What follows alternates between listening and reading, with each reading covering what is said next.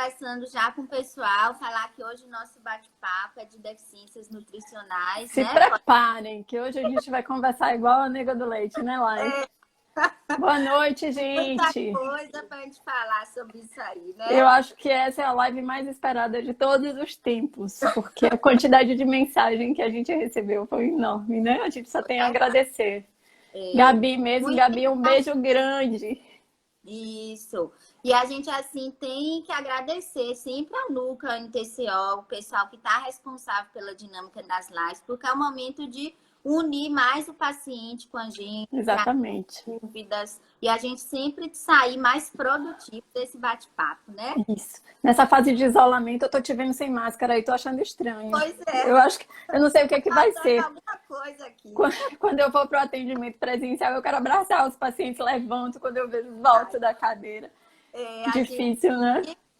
com certeza, acho que a gente ainda não acostumou, mas a gente sabe da necessidade, com fé em Deus, vai passar logo, né, Claudinha? Isso, E exatamente. vamos começar nosso bate-papo. Vamos sim. Eu queria já perguntar, começar perguntando hoje para você, porque hoje a gente vai falar de um tema que é extremamente importante na cirurgia bariátrica, o pós de cirurgia bariátrica, a ocorrência das deficiências nutricionais, que é importante.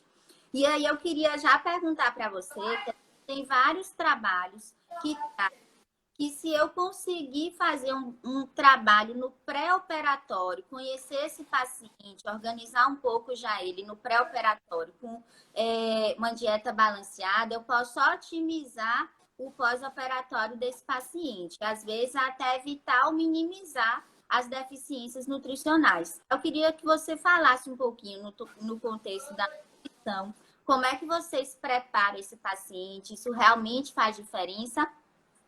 Faz lá e faz uma diferença enorme. No pré-operatório, a gente tem que lembrar que o volume normalmente é grande, mas a qualidade não é tão grande assim, né? A preferência é por carboidratos simples, muito açúcar, muito pão, muito macarrão, alimentos palatáveis e que são fáceis de mastigar. Então, não é incomum. A gente encontra, por exemplo, 30% de deficiência de ferro antes de ir para a cirurgia.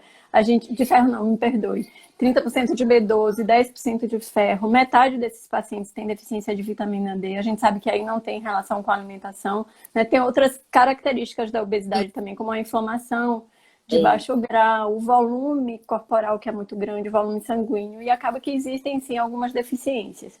Algumas delas, no pós-operatório, vão estar relacionadas com o tipo de técnica que vai ser feito, mas elas também têm uma relação direta com o tipo de alimentação que essas pessoas vão praticar.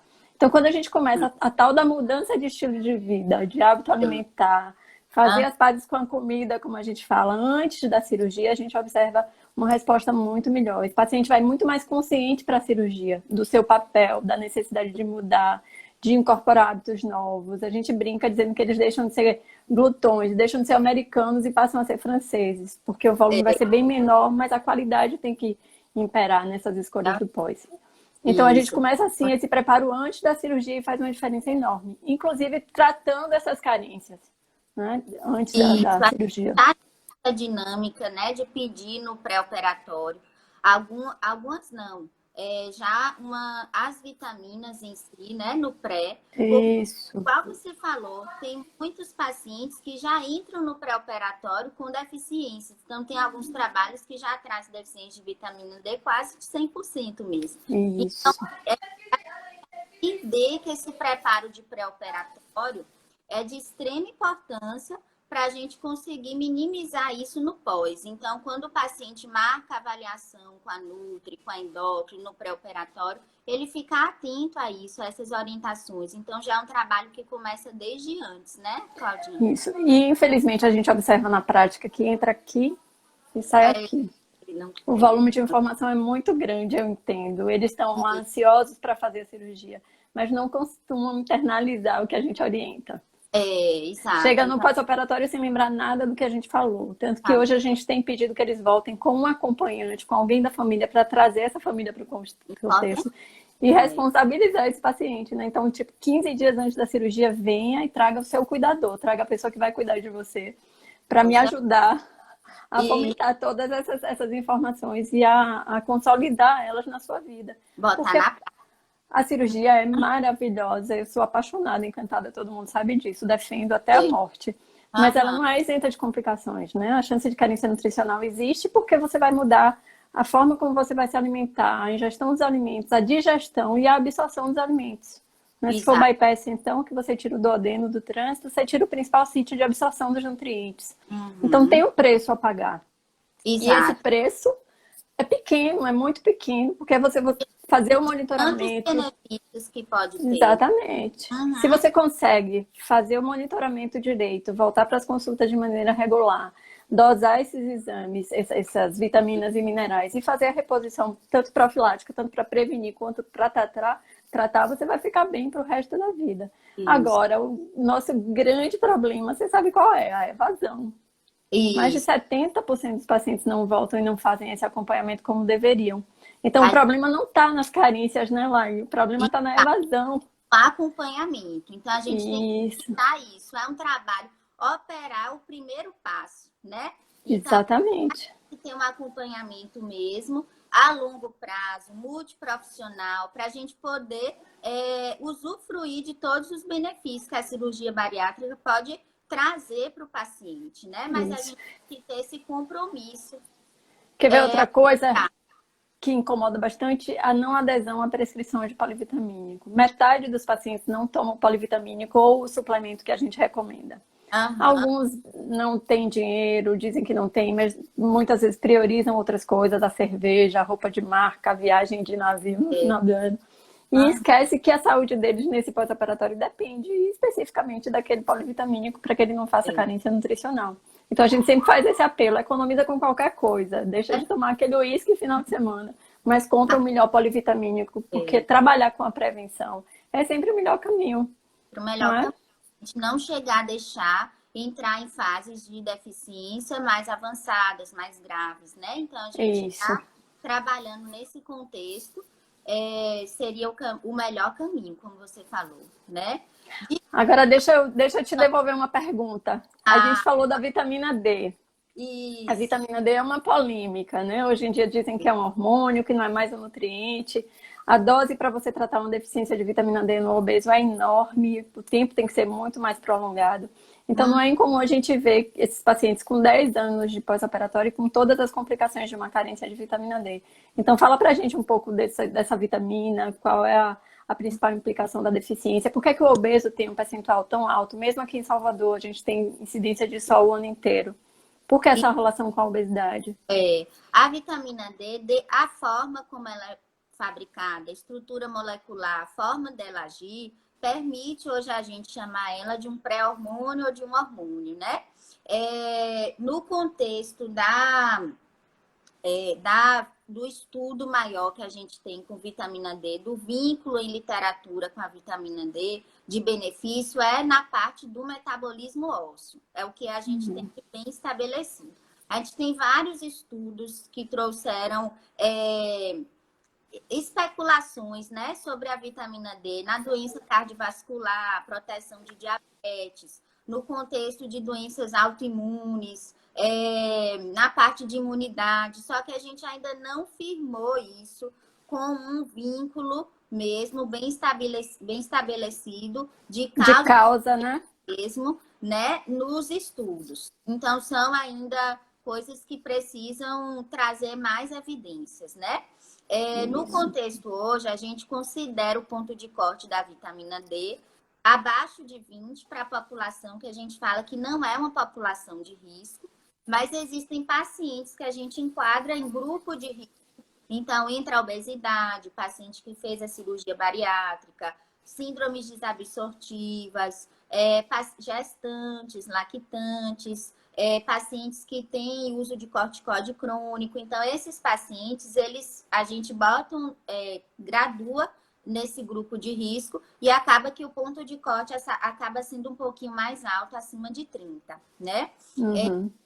Na parte da obesidade, existe mesmo essa associação de quanto maior o IMC, menor a vitamina D. Então, isso acontece porque tem uma solubilização, que a gente chama, da vitamina D no tecido adiposo. Então, é como se esse tecido adiposo sequestrasse essa vitamina D na corrente sanguínea, a gente acaba tendo uma hipovitaminose D em pacientes obesos com a maior prevalência, né?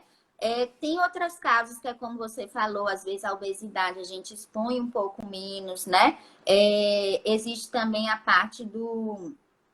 hoje a gente dá rotina de trabalho, entrar no ambiente fechado cedo, já sair à noite. Então, essas outras coisas têm tido essa associação do aumento da prevalência. Mas, especificamente no obeso, é devido a esse sequestro, como a gente chama, da vitamina D pelo próprio tecido adiposo. Então, a gente pode ter mesmo essa associação de prevalência maior, né, na obesidade. Se não tratar lá, o que é que acontece? Isso, tratar como eu falei, o vínculo maior é no contexto do metabolismo ósseo, né? Então, a gente pode causar o que a gente chama de um hiperparatireoidismo, porque existe uma dinâmica, né? Entre cálcio, fósforo, PTH, que é liberado por uma glândula que chama da paratireoide, e a vitamina D. Então, tudo é para estar agindo em harmonização. Se eu não trato aquilo, eu posso criar mecanismos compensatórios, aumentar, por exemplo, esse PTH e ele vai agir no meu osso, causando uma reação do meu osso, que é um fator de risco para a gente entrar em grau de uma osteopenia ou uma osteoporose, quando é mais avançado, né?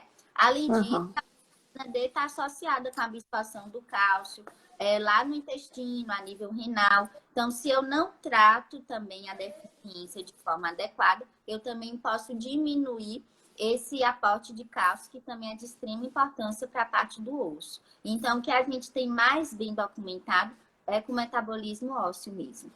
Joia. Tem algumas pessoas perguntando aqui nesse tempo de pandemia, adoro essa pergunta. Se existe algum protocolo de suplementação específico para fortalecer o nosso sistema imunológico. Acho que em todas as lives foi falado sobre isso.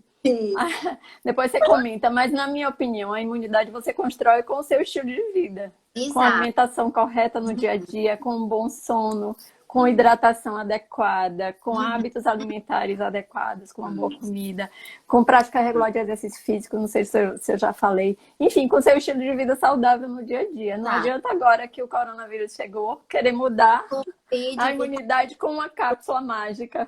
Exato. Né? A gente constrói. Eu sou a favor totalmente dessa sua opinião sobre isso da imunidade. A gente não tem um protocolo de reposição, porque isso vai fazer minha imunidade subir, eu vou ter me proteger do coronavírus, não. Então, isso é igual você falou, é dia a dia, é alimentação equilibrada, é atividade física, é sono adequado, hidratação, que é o que vai estar dando esse suporte mesmo na imunidade, né? Exatamente. Alguém está perguntando, Juliana está perguntando se a whey depois de 15 dias pode ser concentrado. Juliana, normalmente a gente pede para usar hidrolisada nos primeiros 15 dias, porque a absorção é melhor, ela já vem pré-digerida, então é muito mais fácil digerir e absorver. E você está com o intestino recém-operado, então funciona bem melhor a hidrolisada no primeiro pote. Depois de 15 dias, seu intestino já está numa fase mais evoluída, então pode sim ser trocado. E por concentrado, não, pela isolada. A gente sugere a hidrolisada nos primeiros 15 dias e depois a isolada. A concentrada nunca a gente recomenda porque é uma proteína muito parecida com a proteína in natura, então não há vantagem. A grande vantagem da whey é que ela tem uma alta digestibilidade e alta absorção. Você não sente o mesmo desconforto que sente comendo 100 gramas de carne vermelha, por exemplo, e tomando as 20 gramas de whey. Então, primeiro a hidrolisada e depois a isolada. A concentrada a gente nunca recomenda. Não vale a pena. Tocou nesse assunto da whey, Claudinha. Eu queria perguntar assim, que tem muito paciente, porque tem esse protocolo já né? E eu queria saber se isso está relacionado com o aporte de proteínas mesmo, porque a gente vê o paciente perder um pouco de massa magra na bioimpedância logo no pós-operatório. Eu fico já desesperada. Isso, ou tem uma margem para isso, né? Não. Isso. Posso? Quando esses pacientes ganham peso, eles acabam ganhando também massa óssea, massa muscular, hidratação, minerais, tudo em excesso. Então a gente tem uma margem de segurança. O problema é que a gente não sabe até onde é fisiológico perder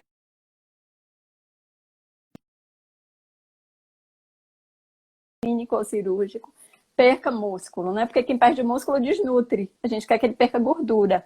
E para isso a gente entra com a whey protein, que eu acabei de falar de todos os benefícios. Digestão é mais fácil do que da carne bovina e das proteínas de origem animal de maneira geral. E pesa menos para esse intestino recém-operado. Então a gente prescreve a whey no primeiro ano de pós-operatório. A recomendação da literatura é manter pelo menos os primeiros 12 meses, ou pelo menos na fase mais intensa de perda de peso, com o objetivo de minimizar essa perda de massa muscular e fazer com que ele perca mais gordura e menos ou quase nenhuma massa muscular. Mas a gente sabe que a adesão não é 100%. A última vez que Gabriela levantou, Gabriela que gosta de trabalhar com o whey na equipe, de fazer as pesquisas, a última vez que ela levantou, se eu não me engano, 47% dos pacientes tinham uma boa adesão. Pelo custo, pelo sabor, que não é muito agradável. Os pacientes falam muito assim dessa tolerância, do sabor, Isso. E o custo também, né, Lai? E o custo, exato. Porque quanto mais cara, quanto melhor o sabor, mais cara, geralmente as proteínas importadas. Hoje a gente já tem uma gama de proteínas nacionais com sabor legal, com boa digestibilidade. E a gente tenta convencer esses pacientes a utilizar, mas nem sempre a gente consegue. O benefício é enorme. Do sabor, vocês orientam misturar em alguma coisa? Minha filha, a gente planta bananeira para fazer esse povo tomar whey protein. Vocês não tem noção de inventar receitas, de diluir em água, tomar como se fosse água ao longo do dia, tomar na hora de dormir para não sentir o desconforto. A gente pinta e borda, mas é preciso ter muita força de vontade para sustentar isso a longo prazo. Nos primeiros 15 dias, por exemplo, quando a dieta é mais restritiva, eles estão mais assustados, então normalmente é mais tranquilo usar. Mas depois desse tempo, a gente reza, planta bananeira, faz de tudo que eles usarem. Eu queria saber também de você sobre a evolução dessa dieta no pós-operatório. Porque tem um tempozinho para tudo. A evolução da consistência dos alimentos, da quantidade, caloria. Isso. Você falasse um pouquinho dessa programação de pós. A gente tem um protocolo básico, que são 15 dias de líquida, 30 dias de pastosa, 30 dias de branda, e a partir daí a gente libera a dieta normal por um mês e depois vai trocando esse cardápio, sempre aumentando o teor de proteína. Porque tudo que a gente quer é que esse paciente passe a ingerir um cardápio hiperproteico e hipocalórico, porque sustenta a perda de peso a longo prazo, sem um prejuízo muscular muito grande. Então, esses 15 dias de dieta líquida, por exemplo, a restrição de calorias é enorme de nutriente. Eu brinco dizendo que não tem cheiro, não tem sabor, não tem nutriente, não tem nada. Os pacientes apelidaram de água suja, caldo ralo. Você precisa ver os apelidos que eles colocam. Mas, enfim, a restrição é muito grande. E aí, já respondendo uma das perguntas que me mandaram com antecedência, o que vai acontecer se eu não tomar o polivitamínico? Você vai acabar com todas as suas reservas orgânicas e a chance de você ter problemas no futuro, como osteopenia, osteoporose, carência de complexo B com doença neurológica. Uma série de prejuízos pode acontecer se você nessa fase negligencia o polivitamínico. A gente já falou da questão da escolha do polivitamínico, essa foi uma outra pergunta. Qual é o melhor? Qual é o top? Eu não tenho conflito de interesse nenhum. Eu adoro o Bariatric Fusion. Acho que é o melhor que a gente tem no mercado. Porque tem doses elevadas da maior parte dos nutrientes, porque a forma de apresentação é a forma como eles mais absorvem. Geralmente os minerais são quelados. Então eles têm uma preocupação, tanto com a dose como com a forma de apresentação. Porque tem uma gama de sabores também muito legal. Se não me engano, são 5 sabores. Tem os enjoados, como os brasileiros têm, de morango, mas tem o de frutas tropicais, por exemplo, que é super suave o sabor. Então o paciente consegue aderir à prescrição durante mais tempo. Qual é o grande problema? O custo, que é um pouco maior do que o nosso. Mas aí eu volto a falar que tem que economizar com outra coisa e não com a saúde. Né? Porque só o número de medicações que vai diminuir, né? Lá, e quando melhorar a hipertensão, quando melhorar a diabetes, vai compensar financeiramente o investimento nos polivitamínicos. Mas não é incomum. Outras comorbidades, né? Isso, exatamente. Vai economizar demais. Então tem que guardar dinheiro para comprar o polivitamínico e as roupas novas. Tem que botar essa despesa na lista. Porque não vai. Muitas vezes eu vejo o paciente insistir, porque hoje em dia, vocês me perdoem quem está me assistindo, mas eu vou dizer, hoje em dia eles já chegam no consultório com a lista de suplementos que ele tem em casa, para a gente ajustar. E não é bem assim que funciona. Olha, minha mãe é operada, toma Centrum de A a Z tem 5 anos e eu também vou tomar. E não é bem assim, né? A gente usava Centrum, a gente usava polivitamínico para gestante, por exemplo, quando a gente não tinha opção.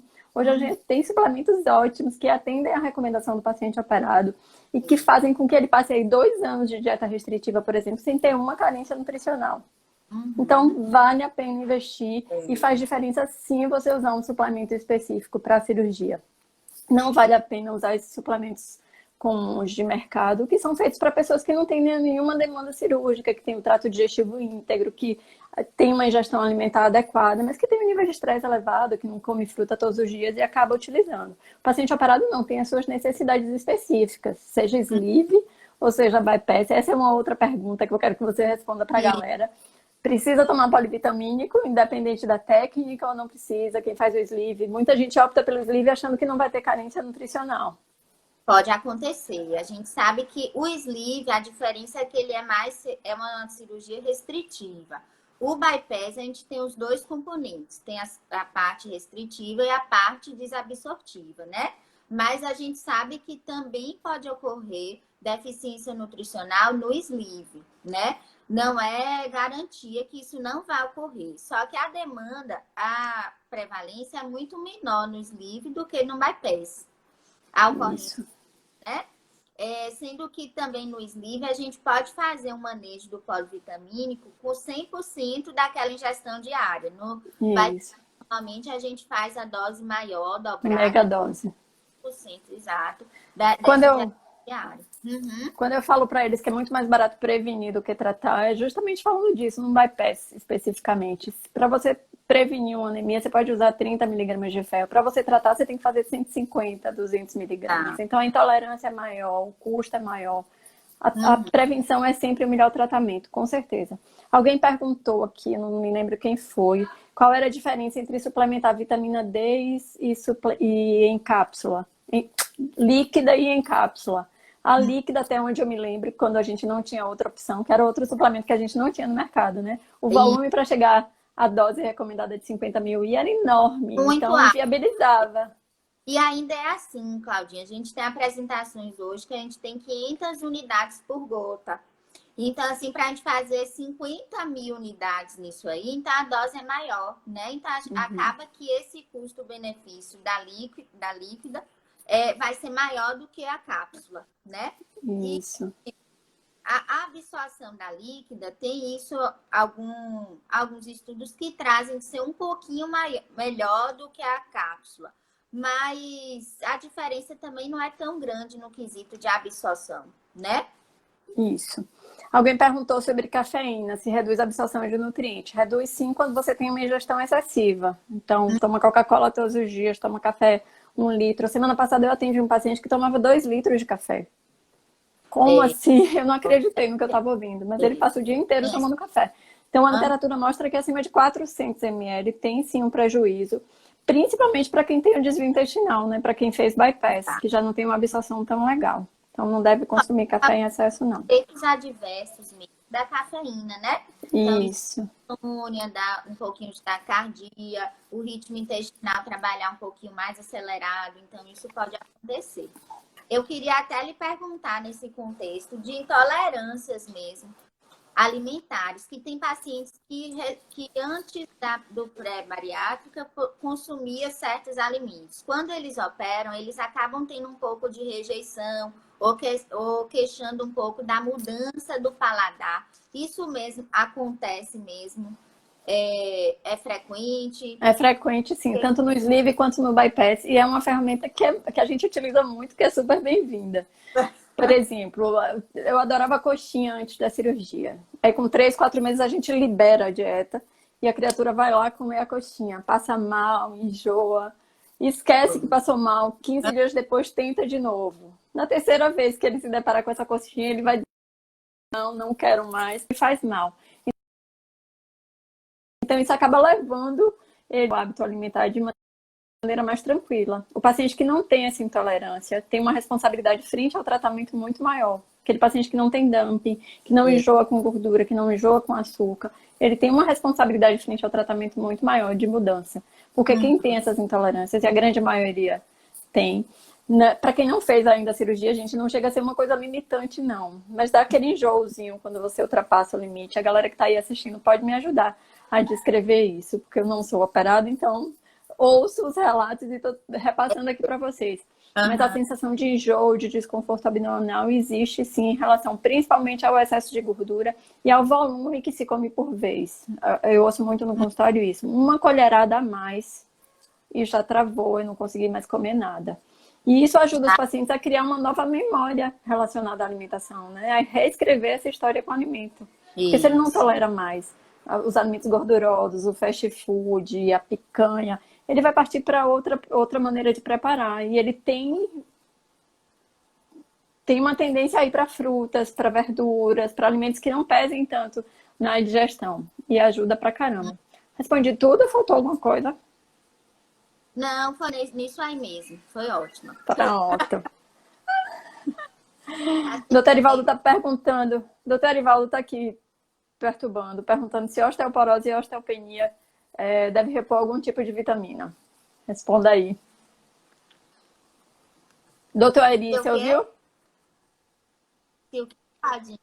Doutor Erivaldo perguntando se osteopenia precisa repor algum tipo de vitamina. Ah, com certeza. Então, nesse quesito do osso, como a gente falou anteriormente, a gente tem que ficar atento ao cálcio, que é um micronutriente que pode acontecer também de ter deficiência de cálcio na cirurgia, né, pós-bariátrica. Então, a gente fica atento na parte do cálcio, na parte da vitamina D. Mas, às vezes, a gente tem mesmo a osteoporose já evidenciada na densitometria óssea, que a gente tem esse controle com a densitometria óssea. Normalmente, a gente pede 1 ano pós a cirurgia. E em pacientes que têm fator de risco, antes de entrar na cirurgia, a gente já faz uma densitometria óssea desse paciente para poder comparar como é que ele ficou nesse período de 1 ano pós-cirurgia.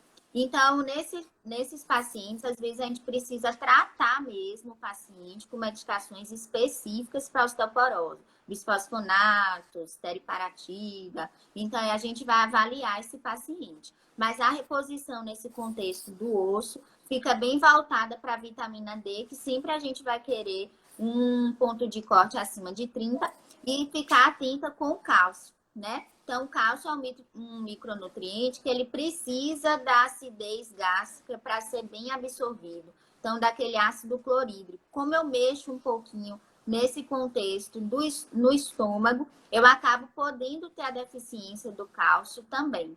A gente sempre recomenda, isso flutua um pouco de guideline, mas a gente quer tentar fazer essa reposição de forma dietética, né? Que o cálcio não é um micronutriente tão difícil na dieta.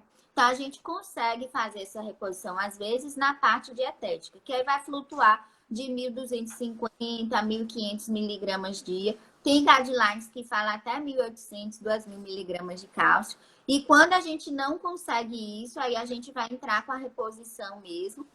Existe o citrato de cálcio e existe o carbonato de cálcio, né? O carbonato de cálcio, ele depende dessa acidez gástrica, traz um pouco mais de desconforto no quesito do trato gastrointestinal para o paciente, então eles queixam um pouquinho mais.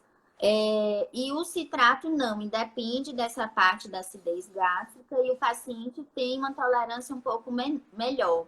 A diferença é custo também, que a gente sabe que o citrato ele é um pouquinho mais caro, e a quantidade do cálcio elementar, que normalmente a gente tem um pouquinho mais no cálcio, no carbonato de cálcio do que no citrato de cálcio. Mas a maioria das vezes a gente acaba optando pelo citrato por esses outros benefícios que ele acaba trazendo para a gente, né?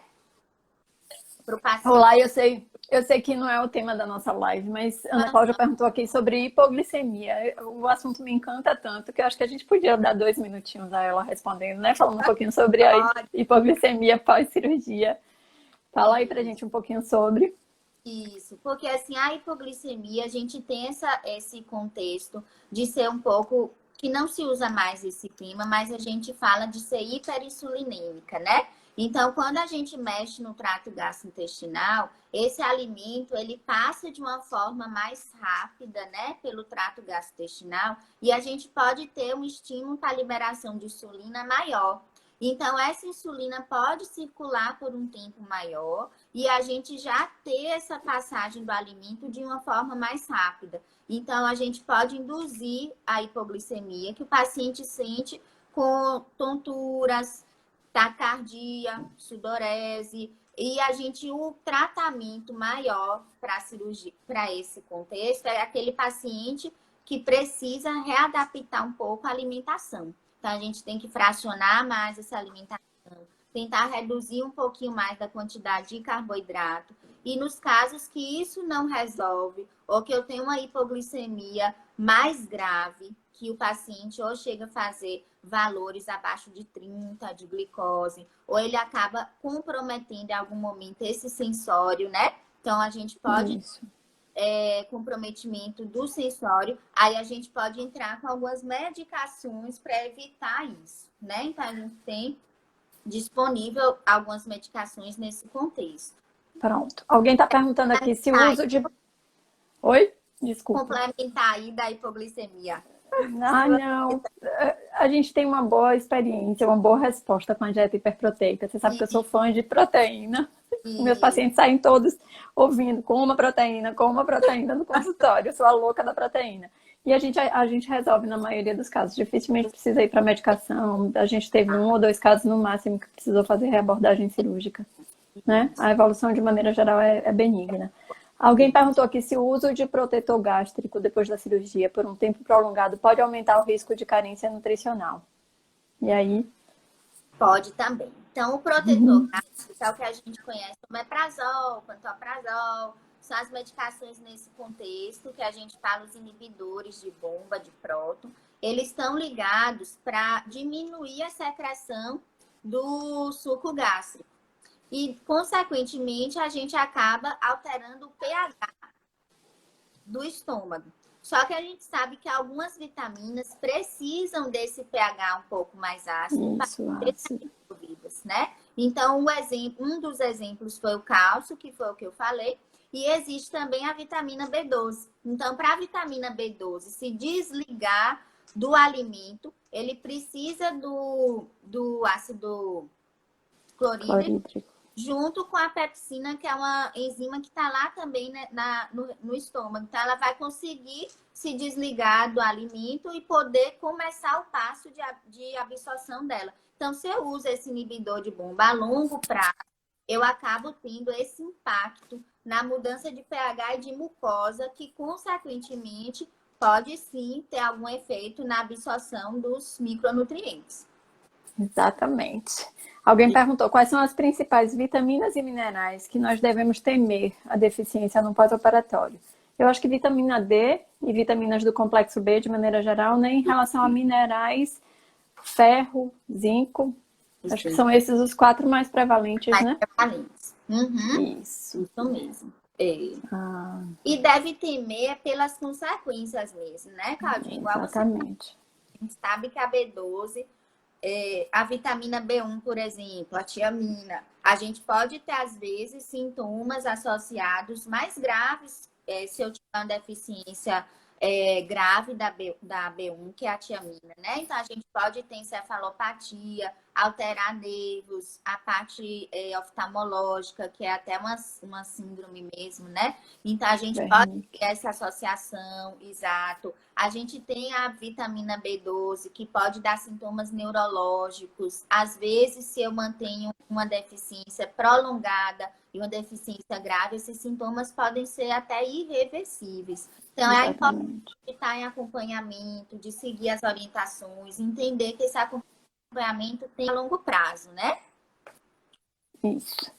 Lá alguém perguntou sobre deficiência macroproteica. Deixa eu explicar a diferença. A gente tem micronutrientes, que são as vitaminas e minerais, e macronutrientes, que são aqueles que fornecem energia. Então, proteína, carboidrato e gordura. A deficiência macroproteica seria a carência de proteína. Na prática, dificilmente a gente vê com um paciente bem nutrido uma queda, por exemplo, dos níveis de albumina ou de qualquer outra proteína.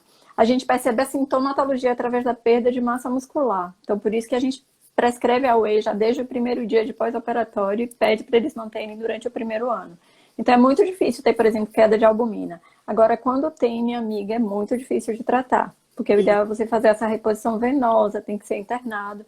Então, mais uma vez, a prevenção é sempre o melhor caminho. Eu acho que o percentual dessa deficiência, assim, graças a Deus, é bem rara, né, Cláudia? Chega a alguns estudos menos de 1%, mas é uma deficiência mais grave quando acontece. E o paciente pode ficar edemaciado, albumina, a gente cair bastante. Então, é um paciente muito delicado, que ele precisa de internamento, nutrição, às vezes, via enteral, parenteral, bem calculada, né? Para a gente conseguir reverter o quadro. Ainda bem que é pouco comum. Eu já tive uns 3 casos nesses, sei lá, 10 anos que eu tô no núcleo, 3 ou 4 pacientes, em que a gente conseguiu resgatar, mas sempre com internação frequente, reposição venosa, para depois melhorar. Helder perguntou se existe relação entre deficiência nutricional e humor e depressão. Tem algumas vitaminas, né? Complexo B, principalmente, selênio, zinco, vitamina D, que tem uma relação direta com o funcionamento cerebral. Se a gente tem um cérebro saudável, é a primeira barreira para proteger a gente de depressão e de outras doenças, né, relacionadas. Tem mais alguma coisa para complementar? E lembrar que esses micronutrientes, eles muitas vezes estão ligados como cofator. Então, eles são elos para ocorrerem algumas reações enzimáticas no nosso organismo. Então, por isso que a gente sabe que, às vezes, eu posso ter essa associação também com outros sintomas que a gente acha que não tem, mas pode ter sim. Então, também com esse quadro de depressão, a B12 eu acho que é um exemplo bem clássico. Complexo B, né? O complexo B, tanto com neuropatia como essa parte de sintomas psiquiátricos. Às vezes até um quadro demencial mesmo, mas também sintomas psiquiátricos pode ter. Alguém perguntou aqui, tem alguma técnica que eu possa escolher para não tomar polivitamínico? Não. Todas as técnicas você vai precisar repor. Polivitamínico é para o resto da vida, independente da técnica? Provavelmente. Você pode não fazer uso de maneira contínua, mas de maneira intermitente sempre você vai precisar repor alguma coisa. Principalmente no bypass, né? Exato.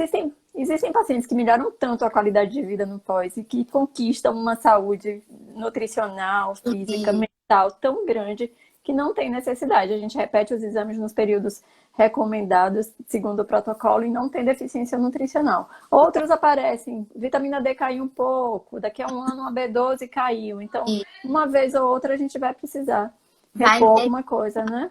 Isso, com essa parte do que tiver deficiente. Mas tem que acompanhar e sempre estar checando isso, né? Então, essa característica depende muito do paciente, né? De como a gente repor. Chegou outra aqui, ó. O que é que pode acontecer se eu não tomar o suplemento? Depende. Se você estiver no pré-operatório e ir para a cirurgia com deficiência nutricional, você pode ter má cicatrização, né? Piora a sua resposta inflamatória não ser adequada à cirurgia. Você pode ter muito mais queda de cabelo. Depende muito do seu estado nutricional e do tipo de deficiência que você tem. Se deixar no pós-imediato, a gente já falou. Vai ter um prejuízo enorme porque todo o seu estoque de vitaminas e minerais, aquilo que o teu corpo está guardando ao longo da vida, você vai acabar. Então, por exemplo, B12 não é uma deficiência que acontece no primeiro ano de pós, porque você tem um estoque muito grande, né? Mas se você não repõe, depois de um ano ela tá lá, te rondando. Exato. E se você deixa de tomar um suplemento quando você já tem uma deficiência instalada, aí o prejuízo é enorme. E a gente já falou do complexo B, por exemplo, que você pode até perder movimento, né? Exato. Você fica sem andar. Iniciam, mas que podem ser irreversíveis, né? Muitas vezes. Isso. Gestação. Polivitamínicos para gestantes suprem a necessidade de indivíduo bariátrico? Não. Como eu falei, no passado a gente não tinha opção. Então, como eram suplementos que, em relação aos outros polivitamínicos normais, tinha mais B12, mais ferro, um pouco mais de cálcio, a gente acabava adaptando, aumentando a dose, né? Mas hoje a gente já tem suplementos específicos e a gente já não recomenda mais os suplementos para gestante.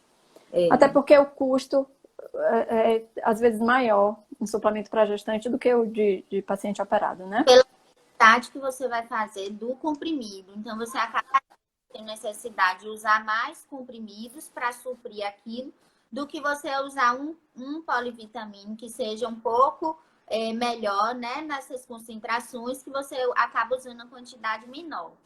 É isso. Alguém perguntando se a bariátrica influencia na possibilidade da paciente engravidar. Você responde ou eu respondo? Ó, no contexto de gestação, não. Se for uma paciente que está estável, já está, respeitar aquele tempo, né, que a gente sempre orienta de gestação só após um ano, cirurgia bariátrica. Então, for uma paciente mais estável e ela faz o acompanhamento, faz a suplementação das vitaminas dela, tranquilamente ela pode gestar, mas mantendo esse acompanhamento bem certinho com a equipe multi. E programar, né, Lai? Programar. Então, assim, eu acho que é o principal. Ela vai ter que ter uma oferta já pré-gestação, né? A gente já está cuidando disso, das deficiências nutricionais, e ela manter esse acompanhamento bem certinho com essa equipe multi. Na parte do contexto de muitas pacientes, antes da cirurgia, tem ovário policístico, né? Tem ciclos menstruais irregulares devido à obesidade, resistência à insulina. Aí sim ela pode ter uma dificuldade, que vai ser até a live da próxima semana, obesidade infantil. Ela pode ter um pouquinho de dificuldade para gestar, né? Mas no contexto, quando ela vai perdendo peso, esses ciclos ovulatórios começam a ser mais regulares e ela tem uma probabilidade maior de gestação. Então, por isso que a gente sempre orienta ter essa atenção de respeitar esse período certinho do tempo de liberação para a gestação e acompanhar já antes de engravidar. Isso. Uma carência, por exemplo, de complexo B pode trazer prejuízos seríssimos para o feto, né? Como retardo de crescimento, de desenvolvimento, um monte de complicação. Então tem que ser aquela coisa programada. E para a mãe também. Então a gente sabe que ela fez a cirurgia, ela já tem a prevalência de deficiências nutricionais é maior, né? E ela vai ter um fetinho que é dependente dela no aporte de todos os micronutrientes para ele desenvolver. Então, ele é um sanguessugazinho das vitaminas dela também. Adorei a descrição. Acaba tendo também, às vezes, comprometimento do osso dessa mãe. Se a gente não tem, é muito comum ver pós-gestação, com cirurgia, pós-cirurgia bariátrica, esse osso da mãe sofrer um pouquinho mais. Então, os dois acabam tendo consequências se a gente não acompanhar direitinho. Isso. Vamos falar de ferro? Todo mundo querendo saber sobre ferro, que é a deficiência mais temida pela maior parte das mulheres, né? Que é grupo de risco. Isso. As mulheres em idade fértil, né, Claudinha? Que acontece com uma frequência grande. Então, assim, igual eu falei, antes, às vezes, muitas tinham ovário policístico, não tinham ciclos menstruais regulares. Opera, acaba tendo fluxos moderado a intenso. Só que agora a gente tem a modificação na absorção desse ferro, que reduz mesmo. E fora o que você falou, que a obesidade já traz um processo inflamatório, que a gente liga muito com a epsidina, e esse que é uma molécula ligada ao metabolismo de absorção do ferro. E esse paciente em status inflamatório, essa epsidina traz consequências de não absorver o ferro corretamente. Então, os pacientes eliminam, às vezes, esse ferro, até nas fezes mesmo, e a gente acaba tendo já deficiência pré. E imagine agora, ela fez a cirurgia bariátrica, vai ter fluxo menstrual, mas não absorve a quantidade adequada. Então, a gente acaba tendo consequências grandes na queda do ferro, né, da ferritina. E muitas vezes a gente vai orientar os alimentos que têm mais concentração de ferro. Algumas vezes vai precisar repor mesmo via oral e muitas outras vezes essa reposição não é suficiente. A gente acaba indo para a via venosa, fazendo um ferriject. E eu sempre oriento quando a gente chega no estágio um pouco mais grave dessa deficiência, quando a gente vê que não está tendo benefício a reposição via oral, né? A gente tentar ver se suspende o fluxo menstrual. Então, aí eu encaminho para a ginecologista. A maioria das pacientes acabam optando por diminuir, né? Mas aí a gineco deve avaliar direitinho se tem uma contraindicação ou não. E se puder, é a opção que a gente tem escolhido mais para a gente tentar evitar esse sangramento. E não Pronto. é vicioso, né? Eu Isso. faço a reposição aqui, esse ferro cai, menstruo, cai. Isso. Essa foi a pergunta de Gina. A Gina perguntou sobre a deficiência de ferro e ferritina, como repor essas vitaminas, pois temos tanta dificuldade em recuperar nos alimentos e voltar ao normal, e fica sempre caindo o cabelo, quebrando a unha, podendo virar uma anemia severa. E aí ela pergunta como é que faz isso, você acabou de responder, né? Encaminha para o especialista. Se a hemoglobina estiver abaixo de 10, sempre tentar a reposição já injetável, não é isso? Exato. É muito mais rápida. Pronto. Por que o cálcio não pode ser tomado junto com o ferro? Alguém perguntou. O cálcio e o ferro formam um composto indissolúvel que você acaba não absorvendo. Então você joga o teu dinheiro fora, ele é carreado nas fezes. Quais são as principais fontes de ferro? 3 horas, né, Claudinha? Isso. Para o outro. Aí perguntaram qual é o melhor horário para tomar. Eu gosto sempre de colocar um pouquinho antes das refeições, com um suco de alguma coisa que possa potencializar essa absorção. Nunca depois, não é isso, Lai? Exato. Isso. As principais fontes de ferro, alguém perguntou. As carnes em geral, mariscos, ovo, vísceras, e tem aquele ferro que não é tão prontamente absorvido, não é tão biodisponível, que são os ferros vegetais, o que a gente chama de ferro não M, que seria espinafre, as leguminosas, principalmente os grãos. É por isso que a gente bate tanto na tecla. Tem que comer grão todos os dias na hora do almoço e vocês não entendem. Queda de cabelo lá. E eu tô correndo porque só faltam 10 minutos. Se a gente não falar de queda de cabelo, a gente vai ser nichada. Ai, meu Deus. Eu quero outra live para falar de deficiências nutricionais. Não é? Queda de cabelo. Isso. Então, acontece muito, é uma frequência importante, principalmente nos 6 primeiros meses. Lembrar que nem sempre é só deficiência nutricional. Então, a gente tem causas multifatoriais que devem ser avaliadas, né, na parte do contexto de causas endocrinológicas, dermatológicas, mas no contexto da cirurgia bariátrica, sempre ficar atenta à causa nutricional, né, Claudinha? Mas não necessariamente sempre vai ser por deficiência. Mas é comum, a própria perda de peso rápida já é um fator de risco. Lembrar sempre de proteína, como você falou. Então, o fio do cabelo, a louca da proteína, 30% é de proteína. Então, às vezes, não é deficiência micronutricional e é macronutricional. Macro. Tem que E não tem jeito. Eles ficam perguntando se existe uma cápsula mágica, alguma coisa que pode fazer para o cabelo não cair. Não tem essa fórmula mágica. Não. O cabelo vai cair lá pro final do segundo, início do terceiro mês. Alguém perguntou se no terceiro mês era comum. Sim, é uma queda que é autolimitada. Do mesmo jeito que ela vem, ela vai embora. Mas quando a gente trata as deficiências que porventura estejam juntos, a gente ameniza esse processo e não forma aquele ciclo vicioso, né? Porque se tiver anemia ferropriva, por exemplo, nenhum suplemento, nenhum colágeno, nada de estética vai funcionar. Pode usar minoxidil, qualquer coisa. Não vai resolver. A gente tem que tratar primeiro as deficiências. Isso. Todo bariátrico tem anemia, doutora Laís? Todo bariátrico é ótimo, né? Bariátrico. Isso, como a gente falou, depende muito do paciente, depende desse acompanhamento, da adesão à equipe multi, seguir as orientações, qual a técnica cirúrgica que ele fez. Então, assim, não é o 100%, é comum, mas não é o 100%. Então, é um componente que tem esse pouquinho aí de cada coisa misturado. Tem muita coisa para falar sobre ferro, mas a gente tem que dar uma chance a B12. B12. Não pode deixar de falar de B12 não, pelo amor de Deus. Todo paciente operado precisa tomar B12? Então, B12 também não é para todo paciente, mas os pacientes que fazem cirurgias desabsortivas normalmente têm uma queda importante, né? Maior é a prevalência da queda da B12. E foi nesse contexto que a B12 a gente tem essa parte do ácido gástrico, ácido clorídrico, que ela precisa se desligar no estômago e ela vai lá para o intestino e se liga com outro fator para poder ser absorvida. Na parte do bypass, a gente tem alteração nessas duas fases. Então, por isso que normalmente a gente acaba optando fazer a reposição da B12 quando precisa, de forma intramuscular mesmo, né? Só que já tem alguns estudos que já traz que essa reposição, às vezes, pode ser feita via oral. Porque Se o ali paciente for assintomático, não é Lai. Agora, eu acho a dose muito alta.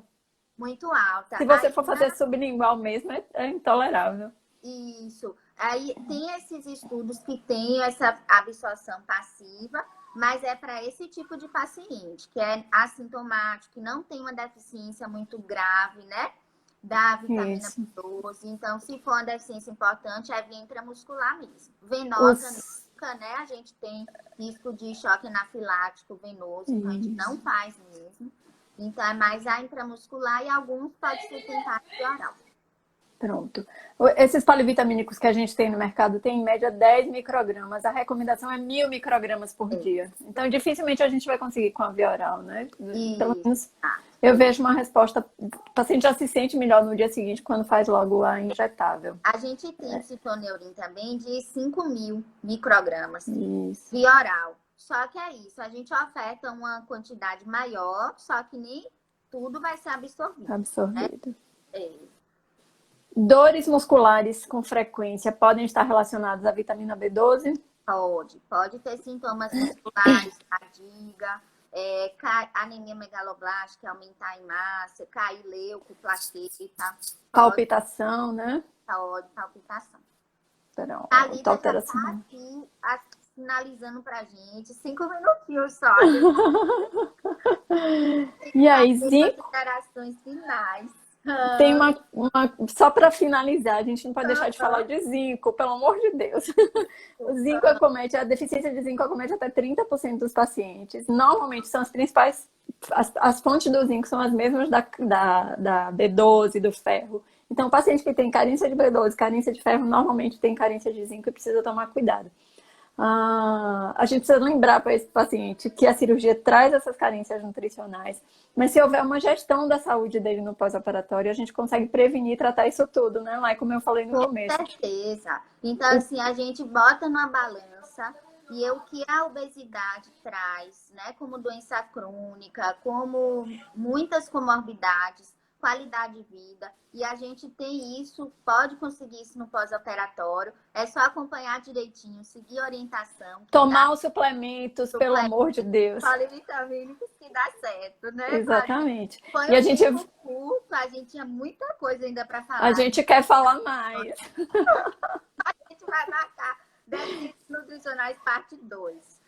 Isso, mas exatamente. Queria só lembrar também que o NTCO está mantendo o acompanhamento, consulta presencial, teleconsulta, e que a gente está numa dinâmica devido à pandemia, né? A gente não teve os eventos que a gente faz todo ano, do Miss Bariátrica, da corrida, né? Da obesidade, do movimento obesidade, mas a gente está fazendo a arrecadação de alimentos, fraldas geriátricas, que aí pode entregar lá no núcleo e a gente vai encaminhar isso para unidades necessitadas e carentes. Eu acho que a solidariedade está mantendo, mesmo sem os eventos, né? Exatamente. Isso. Então, só agradecer, né? Dividir a live com você, viu? Eu também, adorei. A gente broca, né? Modéstia à parte. Eu quero falar mais. Quero pedir desculpas às meninas para quem eu não mandei o beijo. Não dá para ver todo mundo que tá mandando beijo e abraço. Depois eu vou tomar bronca no consultório. Mas e agradecer todo mundo que participou, né, Claudinha? Que mandou exatamente. Pergunta, que interagiu com a gente. Foi ótimo. E se abrirem espaço, a gente faz de novo, né, Lai? Para continuar esse bate-papo legal. Um beijo, então. Beijo. Tchau, tchau. Boa noite. Tchau.